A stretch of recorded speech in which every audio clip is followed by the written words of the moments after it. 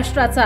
नमस्कार, मी सुद्धा संध्या लाईव्ह मध्ये आपल्या सगळ्यांचं स्वागत। शिरूर तालुक्यातील पिंपरखेड येथे पुन्हा एकदा बिबट्याच्या हल्ल्यात एका 13 वर्षीय मुलाचा मृत्यू झाला आहे। ही घटना काल दुपारी 4 वाजता घडली आहे। रोहन विलास बोंबे असे बिबट्याच्या हल्ल्यात ठार झालेल्या बालकाचं नाव आहे। ही घटना घडल्यानंतर स्थानिक नागरिकांनी वनविभागाची गाडी जाळून टाकली।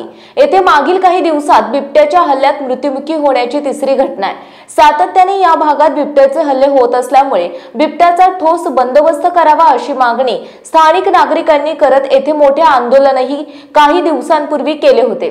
संतप्त नागरिकांचा रोष पाहता वन विभागाचे आणि पोलीस विभागाचे अधिकारी कर्मचारी यांच्यामध्ये भीतीचे वातावरण पाहायला मिळत आहे।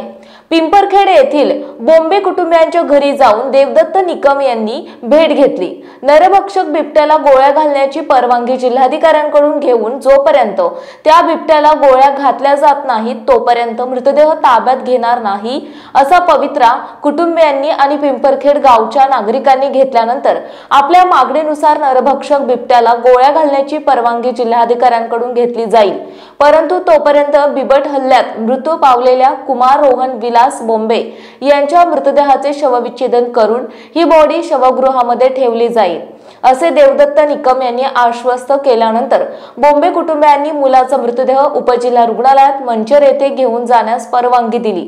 सोमवार दिनांक 3 नोव्हेंबर 2025 रोजी दुपारी 12 वाजता वनविभाग कार्यालय पेठ नंदी चौक अवसरी फाटा आंबेगाव येथे बिबट मुक्त तालुका हेच आता धोरण यासाठी ठिय्या आंदोलन केले जाणार आहे। संध्या लाईव्हसाठी प्रतिनिधी सदानंद शेवाळे, आंबेगाव।